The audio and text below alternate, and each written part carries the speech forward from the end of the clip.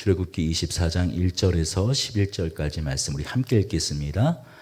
또 모세에게 이르되 너는 아란과 나답과 아비후와 이스라엘 장로 70명과 함께 여호와께로 올라와 멀리서 경배하고 너 모세만 여호와께 가까이 나오고 그들은 가까이 나오지 말며 백성은 너와 함께 올라오지 말지니라. 모세가 와서 여호와의 모든 말씀과 그 모든 율례를 백성에게 전하매 그들이 한 소리로 응답 이르되 여호와께서 말씀하신 모든 것을 우리가 준행하리이다.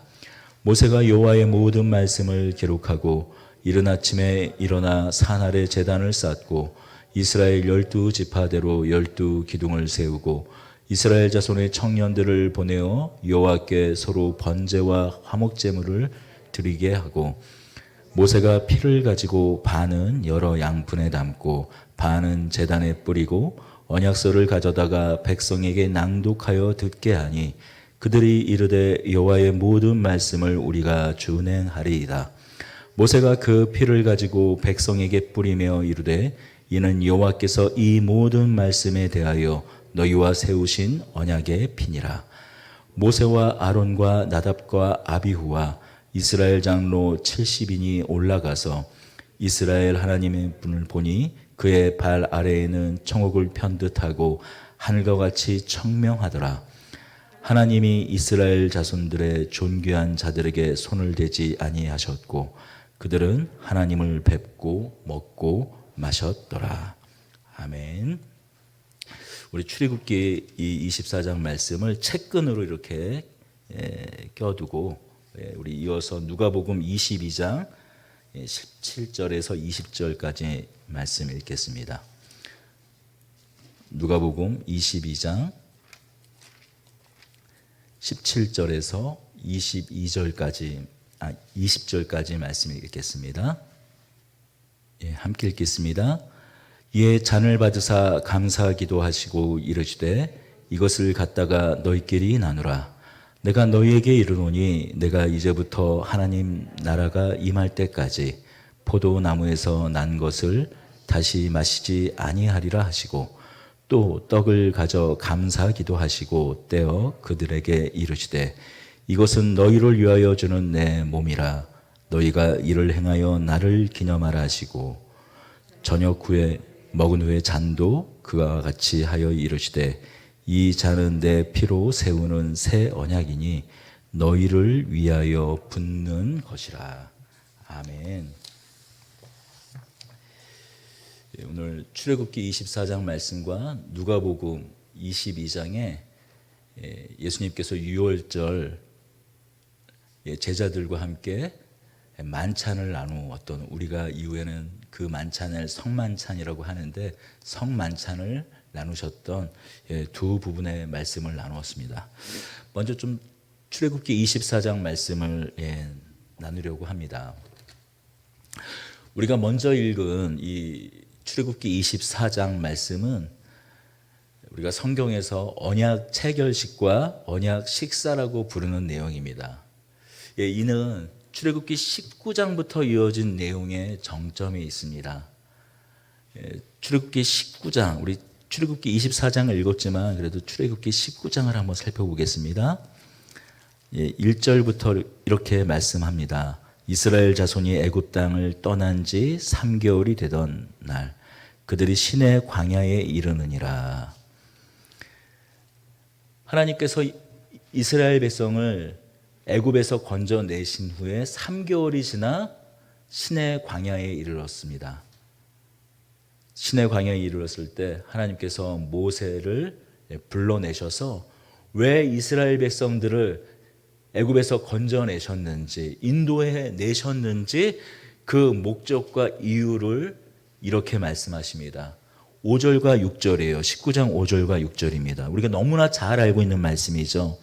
세계가 다 내게 속하였나니 너희가 내 말을 잘 듣고 내 언약을 지키면 너희는 모든 민족 중에서 내 소유가 되겠고 너희가 내게 대하여 제사장 나라가 되며 거룩한 백성이 되리라. 너는 이 말을 이스라엘 자손에게 전할지니라.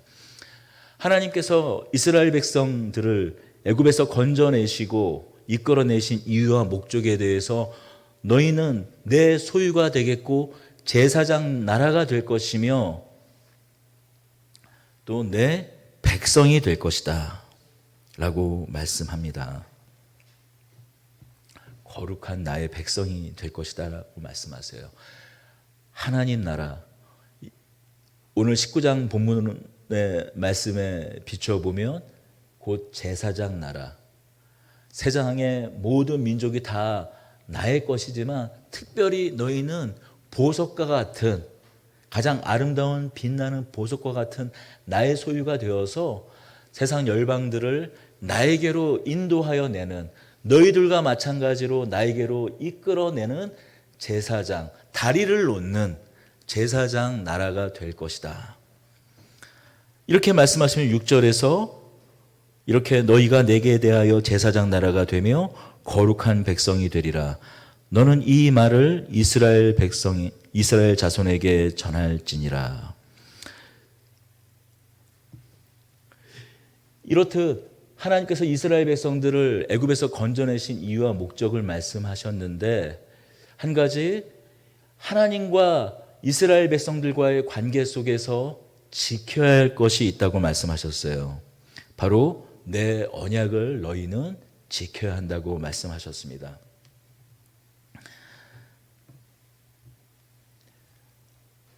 우리가 이렇게 생각할 수 있을 것 같습니다.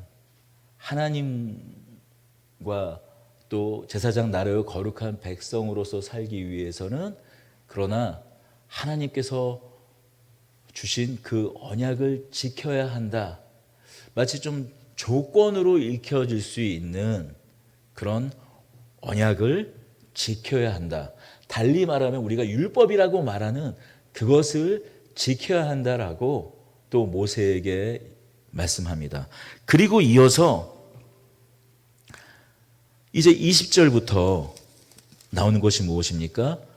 모세에게 십계명을 말씀하시고 또 이스라엘 백성들이 이스라엘 백성들 안에서 또 하나님과 어떻게 관계를 맺어야 되는지 여러 가지 율법을 말씀해 주세요.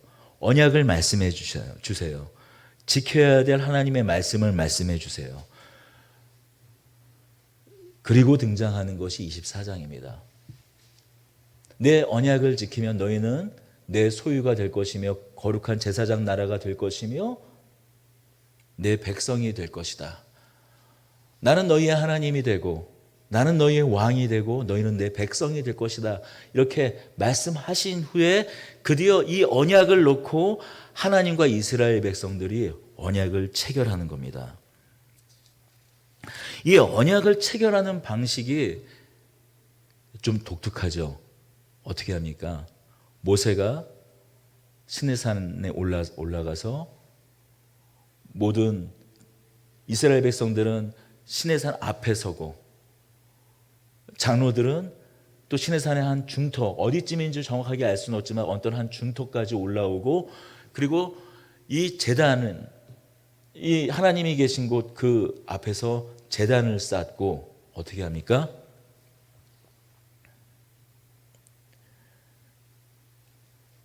번제물에 피를 쏟은 후에 그 반은 제단에 붓고 반은 모든 백성들에게 뿌립니다. 이건 어떤 의미일까요? 이 제단이 말해주는 것은 무엇입니까? 제단은 제단을 통해서 곧 하나님과 묶인다라는 의미가 있죠. 하나님과의 관계가 회복된다라는 의미가 있죠. 하나님 앞에서 죄가 사함받는다라는 의미가 있죠. 왜 이 제단을 통해서 하나님과 다시 묶일 수 있고, 어떻게 이 제단을 통해서 하나님과 연결이 되고 하나가 되고 죄 사함을 얻을 수가 있을까요?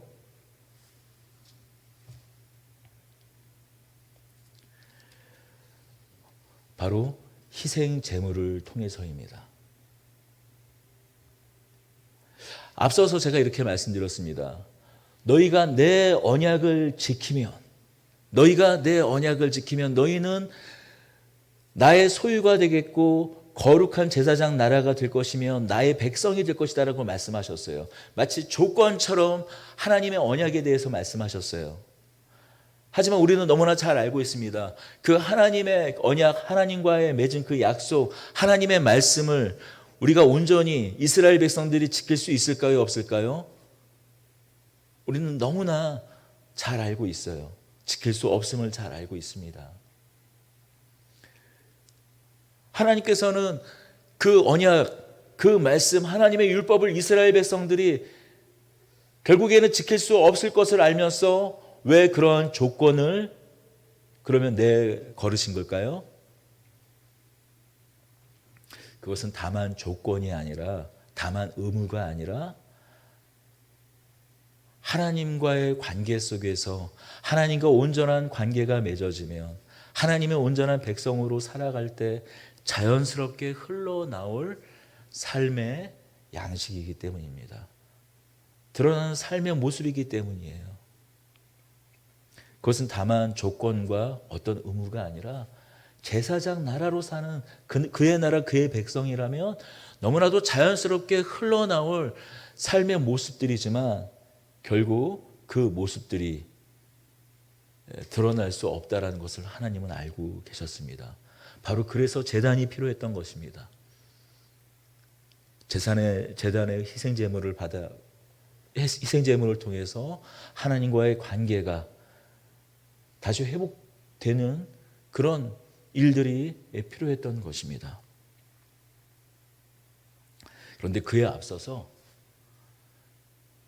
그들에게 제단을 통한 하나님과의 새로운 관계를 맺을 수 있는 이 제사라는 방법을 이스라엘 백성들에게 허락하기에 앞서서 한 의식, 언약 체결식을 이렇게 하는 거예요. 반은 제단에 뿌리고 반은 이스라엘 백성들에게 뿌립니다. 어떤 의미일까요? 이 제단을 통해서 하나님과 이스라엘 백성들이 연결된다는 거예요. 이 피를 통해서 이 제단에 뿌린 이 희생제물에 흘린 피 반과 나머지 반이 이스라엘 백성들에게 뿌려졌을 때 이제 제단에 뿌려진 피와 이스라엘 백성들에게 뿌려진 이 피가 이 피를 통해서 하나님과 서로 연결된다는 거예요. 화목될 수 있는 이 제단을 통해서 화목하게 될 수 있는 다시 하나가 될 수 있는 길이 열렸다라는 의미입니다. 바로 이것이 언약 체결식이에요. 하나님께서 이스라엘 백성들과 맺은 이 언약을 얼마나 기뻐하셨는지 그 이후에 9절부터 11절을 통해서 우리는 하나님의 그 기쁨을 너무나 잘 우리는 살펴볼 수 있습니다. 모세와 아론과 나답과 아비후와 이스라엘 장로 70인이 올라가서 이스라엘 하나님을 보니 그의 발 아래는 청옥을 편듯하고 하늘과 같이 청명하더라. 하나님이 이스라엘 자손들의 존귀한 자들에게 손을 대지 아니하셨고 그들은 하나님을 뵙고 먹고 마셨더라. 한번 머릿속에서 그림을 상상해 보시면 됩니다. 시내산이 있어요. 그러면 이스라엘 백성들은 시내산 그 앞에 진치고 있습니다. 그리고 한 그 중턱까지는 이스라엘 백성 70인의 장로들과 그 대표자들이 머물고 있고 모세가 올라가서 또 일부 선별된 제단에 피를 뿌릴 아직 뿌릴 그 돌 아직 정확하게 제사장으로서의 그 책무는 부여받았지 않지만 임시적으로 제사장 역할을 맡은 소수의 사람들이 따로 올라갔겠죠. 생각해 보십시오. 아마도 이스라엘 그 12지파의 각각 대표자들이 제물들을 다 아마 하나님께 드렸을 것입니다. 그러면 그 제물들이며 그 뿌려진 그 피를 받으려면 얼마나 또 도울 사람들이 많이 필요하겠어요. 또 소수의 선별된 사람들이 또 아마 따라갔을 거예요. 그리고 제단에 뿌리고 또 반은 다시 내려와서 백성들을 대표한 아마 70인의 장로들에게 뿌렸을 것입니다. 아마도 또 어쩌면 내려와서 온 이스라엘 백성들에게 또 뿌렸겠죠. 그리고 그 일이 있은 후에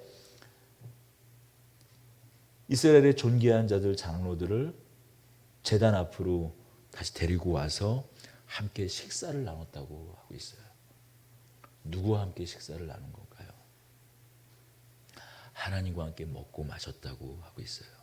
하나님을 대면하여 함께 먹고 마신 겁니다. 그 증거가 무엇입니까? 존귀한 자들에게 손을 대지 아니하셨고, 하나님과 얼굴과 얼굴을 마주보고 대하면 어떻게 됩니까? 그 영광으로 인하여 하나님의 그 거룩하신 영광을 감당하지 못해서 어떻게 됩니까? 죽을 수밖에 없어요. 하지만 하나님의 영광 앞에, 하나님의 존전 앞에 섰음에도 불구하고 하나님께서 그 언약을 이스라엘 백성들과 함께 맺은 것을 기뻐하셔서 그들을 손을 대지 아니하였다고, 그들을 죽이지 않으셨다고 오늘 이 말씀은 말하고 있어요. 이스라엘 백성들을 하나님께서 불러내신 이유는, 이스라엘 백성들을 하나님께서 구원하신 이유는 이스라엘 백성들을 통하여 거룩한 나라로 삼아, 그들을 거룩한 나라로 삼아 모든 열방을 함께 구원하기 위하셨습니다.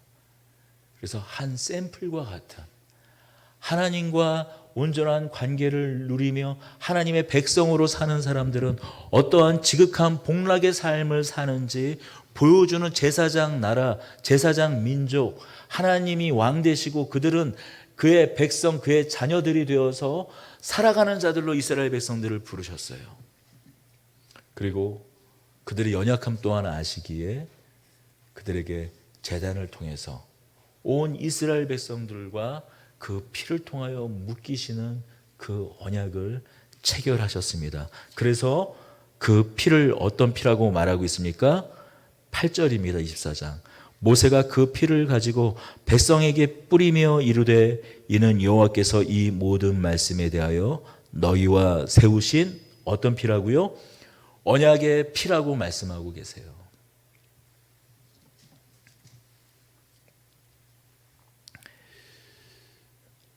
우리는 한 가지 한번 좀 생각해 봐야 할 것이 있습니다. 자, 그렇다면 우리는 구약에 있는 이 말씀과 신약에 우리에게 주어진 또 말씀을 다 하나님의 말씀으로 읽습니다. 구약을 통해서, 구약에서 드러난 하나님과 만나는, 하나님과 관계 맺는, 또 구약을 통해서 드러난 또 어떻게 하나님을 믿어야 할지 나온 그 믿음을 또한 우리는 구약을 통해서 봅니다. 자, 그렇다면 이 구약에서 또 드러난 믿음은 우리에게 아무런 의미가 없는 것일까요? 우리가 지금 있는 이 기독교 신앙, 우리의 믿음은 전혀 구약과는 무관한 종교일까요? 또 무관한 신앙일까요? 그렇지 않습니다. 우리 다시 이제 누가복음 22장으로 가보겠습니다. 너무나 잘 알고 있는 제자들과 6월절날 마지막 십자가에 못 박히시기 전에 마지막 그 6월절 만찬을 나눌 때 예수님께서 하신 말씀이에요. 22장으로 가겠습니다. 이에 잔을 받으사 감사기도 하시고 이르시되 이것을 갖다가 너희끼리 나누라. 내가 너희에게 이르노니 내가 이제부터 하나님의 나라가 임할 때까지 포도나무에서 난 것을 다시 마시지 아니하리라 하시고 또 떡을 가져 감사기도 하시고 떼어 그들에게 주시며 이르시되 이것은 너희를 위하여 주는 내 몸이라. 너희가 이를 행하여 나를 기념하라 하시고 저녁 먹은 후에는 잔도 그와 같이 하여 이르시되 이 잔은 내 피로 세우는 새 언약이니 곧 너희를 위하여 붓는 것이라. 예수님께서는 곧 있을 십자가에서 흘리실 당신의 피에 대해서 무엇이라고 말씀하십니까? 새 언약이라고 말씀하세요. 누가는 이렇게 기록하고 있지만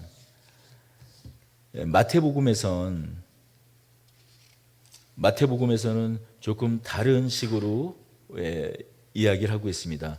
같은 장면이지만 이렇게 마태복음 26장을 가보겠습니다.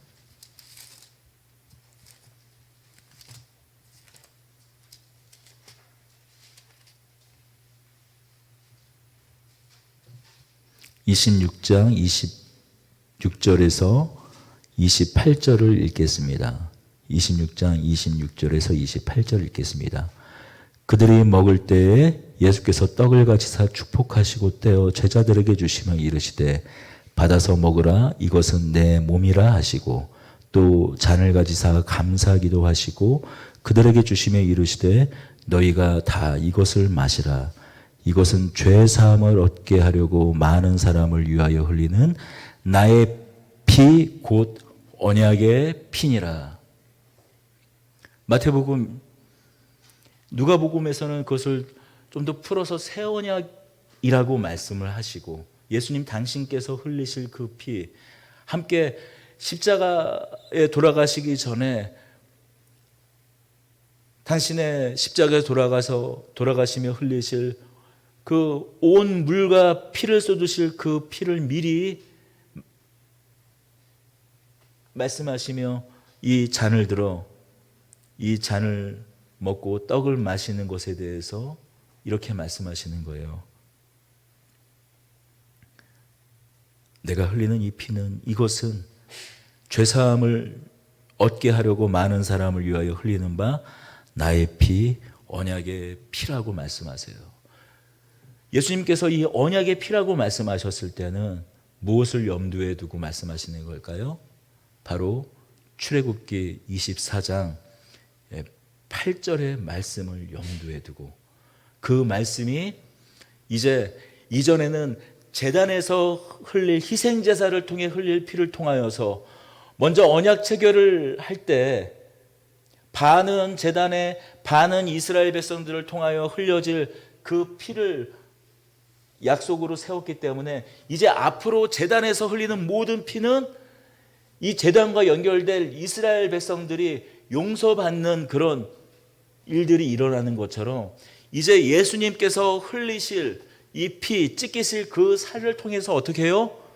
예수님을 믿는 사람들이 죄사함의 은혜를 받고 하나님과 화목해 되고 하나님과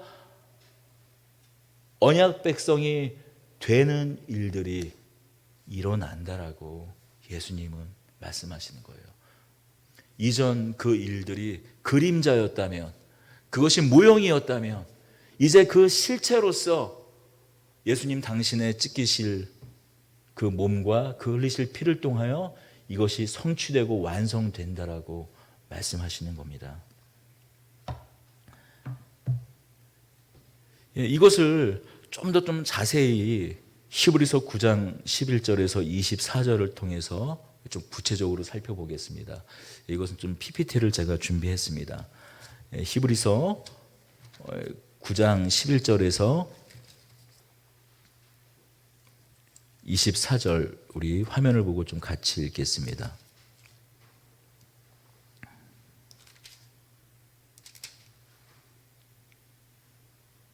함께 읽겠습니다. 시작.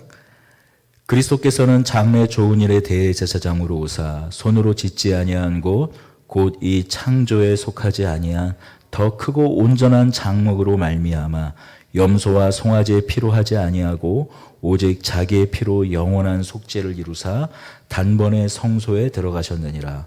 염소와 황소의 피와 및 암송아지의 죄를 부정한 자에게 뿌려 그 육체를 정결하게 하여 거룩하게 하거든 하물며 영원하신 성령으로 말미암아 흠없는 자기를 하나님께 드린 그리스도의 피가 어찌 너희 양심을 죽은 행실에서 깨끗하게 하고 살아계신 하나님을 섬기게 하지 못하겠느냐.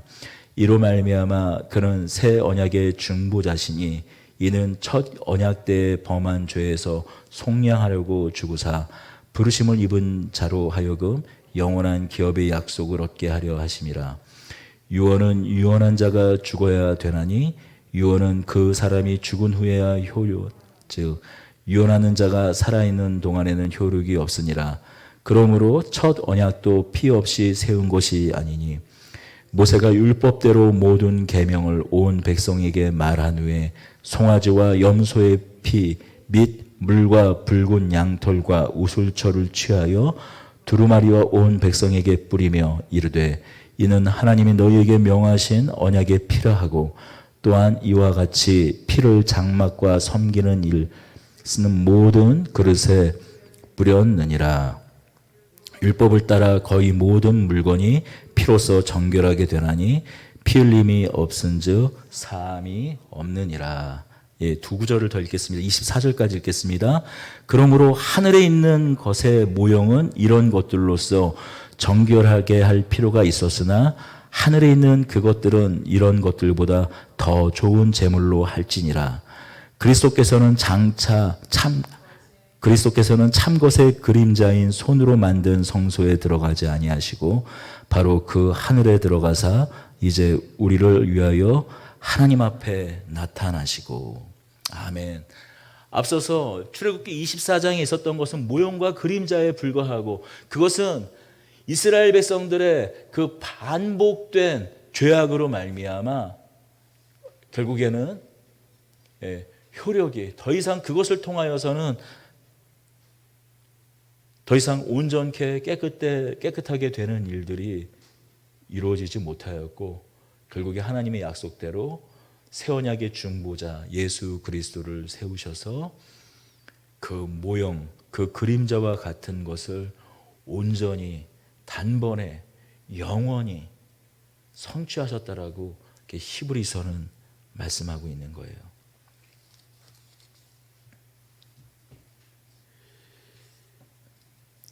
우리는 이렇게 생각하고는 합니다.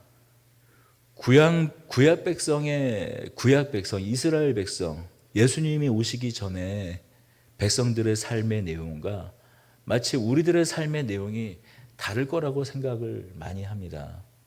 그러나 예수님께서 말씀하시지 않으셨습니까? 내가 온 것은 율법의 그 한 획도 떨어뜨리지 않고 온전케 하려고 오신 거라고 말씀하시지 않으셨습니까? 무엇입니까? 그 모든 하나님과의 언약을 온전케 하기 위해서 때로는 때로는 우리들의 연약함으로 말미암아서 깨지게 되는 그 약속을 다시 회복하기 위하여 있는 그런 모든 제사까지도 율법까지도 언약을 다 완전케 하기 위해서 그 율법의 한 획까지도 온전케 하기 위해서 예수님께서 오셨다고 말씀하지 않으셨습니까? 우리의 믿음의 내용은, 우리의 신앙의 내용은 구약 백성들, 그들의 삶의 내용과 우리들의 삶의 내용이 본질상 틀린 것이 아닙니다. 다만 그 언약의 내용이 바뀌는 것이 아니라 그것이 시행되고 이루어지는 방식이 다른 거예요. 한 구절을, 히브리서 한 구절을 좀 더 살펴보겠습니다. 히브리서 8장 6절에서 10절입니다. PPT가 준비되어 있으니 8장 6절에서 10절 읽어보겠습니다. 시작. 그러나 이제는 그는 더 아름다운 직분을 얻으셨으니 그는 더 좋은 약속으로 세우신 더 좋은 언약의 중보자시라. 저 첫 언약이 무음하였더라면 둘째 것을 요구할 일이 없었으려니와 그의 잘못을 지적하여 말씀하시되 주께서 이르시되 볼지어다 날이 이르니 내가 이스라엘 집과 유다 집과 더불어 새 언약을 맺으리라. 주께서 이르시기를 이 언약은 내가 그들의 열조의 손을 잡고 애굽 땅에서 인도하여 내던 날에 그들과 맺은 언약과 같이 아니하도다. 그들은 내 언약 아래 머물러 있지 아니하므로 내가 그들을 돌보지 아니하였노라. 또 주께서 이르시되 그날 후에 내가 이스라엘 집과 맺을 언약은 이것이니 내 법을 그들의 생각에 두고 그들의 마음에 이것을 기록하리라. 나는 그들에게 하나님이 되고 그들은 내게 백성이 되리라. 우리는 마치 그 언약의 내용, 하나님과의 관계성에서 우리가 그 삶의 내용으로 가져야 될 그 내용과 그 언약이 바뀐 거라고 생각하지만 아니요. 새 언약이라고 해서 그 언약 자체, 언약의 내용이 바뀐 것이 아니라 뭐라고요? 10절에서 이렇게 말씀하십니다. 또 주께서 이르시되 그날 후에 내가 이스라엘 집과 맺을 언약은 이것이니 내 법을 그들의 생각에 두고 그들의 마음에 이전의 율법점은, 이전의 언약, 이전의 그 약속은 어디에 새겼습니까? 돌에 새겨졌다면 이제 우리의 신비, 우리 마음판에 새겨진 예수 그리스도로 말미암아서, 예수 그리스도의 새 언약의 피로 말미암아서, 이제 또 주께서 보내신 그 성령으로 말미암아서 그 언약이, 그 약속이, 그 법이 이전에는 돌로 된 율법 조문에 새겨졌다면 이제 그 언약이, 그 약속이 어디에 새겨졌다고요? 우리 마음에, 그들의 마음에 이것을 기록하리라. 그러니 그 성령으로 말미암아서 우리가 그 약속 아래 이제 떠날 수가, 벗어날 수가 없는 것이죠. 때로는 반복적인 실패와 낙담과 실수, 또 여전히 우리는 이스라엘 백성이 넘어졌던 것처럼 넘어질 수 밖에 없겠지만, 아니 넘어질지라도 이제는 돌로 새겨서 깨질 수밖에 없는 그러한 언약이 아니라 이제 깨지지 않는 우리 심령, 우리의 신비, 우리 마음판에 새겨진 그 언약이기에 영원토록 주님과 더불어 그 언약 백성의 삶을 살고 누리게 됩니다. 언약의 내용이 바뀌는 것이 아니라 언약이 시행되고 이루어지는 방식이 이제 하나님의 아들이신 예수 그리스도에 의해 더 좋은 직분으로 우리에게 오신 영원한 대제사장인 예수 그리스도로 말미암아 우리가 예수 그리스도의 피로 친히 성전 되시고, 친히 제단 되시고, 친히 제물 되시고, 친히 제사장 되신 예수 그리스도께 묶이게 되는 것입니다. 이 언약이 이루어지는 방식에 대해서 너무나 잘 설명해 주고 있는 또한 한 대목이 있어요. 베드로전서 1장 1절에서 2절입니다. 함께 읽겠습니다. 예수 그리스도의 사도 베드로는 본도, 갈라디아, 갑바도기아, 아시아, 비두니아에 흩어진 나그네 곧 하나님 아버지의 미리 아심을 따라 성령이 거룩하게 하심으로 순종함과 예수 그리스도의 핏부림을 얻기 위하여 택하심을 받은 자들에게 편지하노니 은혜와 평강이 너희에게 더욱 많을지어다. 예수 그리스도의 십자가의 핏부림으로 말미암아 성령의 거룩하게 하심으로 오늘도 우리가 우리의 힘과 우리의 능력으로 무엇인가 이루려다가 여전히 하게 되는 모든 그 연약함과 실수, 그 실패에도 불구하고 성령께서 거룩하게 하심으로 오늘 우리를 하나님의 언약 자손으로 우리를 서게 하신다고 말씀하세요. 무엇을 통해서요? 예수 그리스도의 핏부림을 통하여. 예수 그리스도의 핏부림. 구약의 백성들이, 구약의 자녀들이, 우리의 앞섰던 예수님 그 이전에 앞섰던 우리의 믿음의 선배들이 제단의 핏부림을 통하여 하나님과 묶이고 하나님과 연결되었다면 이제는 예수 그리스도의 핏부림을 통하여 우리가 하나님과 연결되고 우리가 하나님과 화목해 되고 하나님의 자녀로, 택한 자녀로 은혜와 평강을 누리게 된다고, 하나님과 화목해 된다고 말씀하고 있는 것입니다. 왜 복음입니까?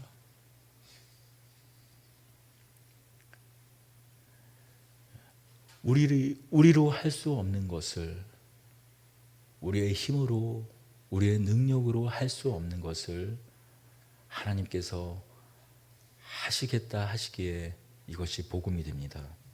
율법은 무엇입니까? 내가 하는 것입니다. 세상의 모든 종교, 어쩌면 그 모든 것 그 중심에는 무엇이 있습니까? 자기 자신이 있지요. 내가 하는 것입니다. 내가 이루는 것입니다. 나의 열심으로 하는 것입니다. 그러나 복음은 무엇입니까?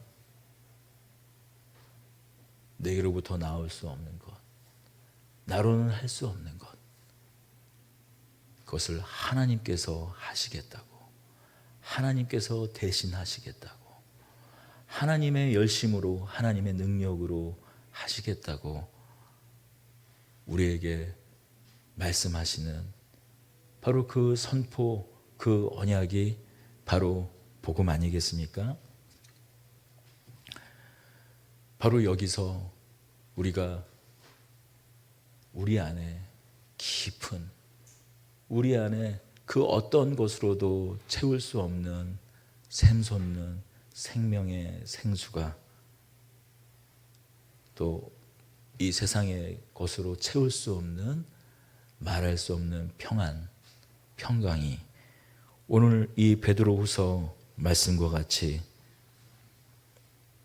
곧 하나님 아버지의 미리 아심을 따라 성령의 거룩하게 하심으로 순종함과 예수 그리스도의 핏부림을 얻기 위하여 택하심을 받은 자들에게 편지하노니 은혜와 평강이 너희에게 더욱 많을지어다. 하나님 아버지의 창세전에 미리 아심을 따라 예수 그리스도의 핏부림을 통하여 오늘도 그 핏부림을 통하여 부름받은 또 하나님과 연결된 우리 모두를 오늘도 이 순간 여전히 성령께서 거룩하게 하시고 하나님께 온전히 순종할 수 있는 하나님의 기쁨의 자녀들로 우리를 하루하루 빚어게 가심을 믿습니다.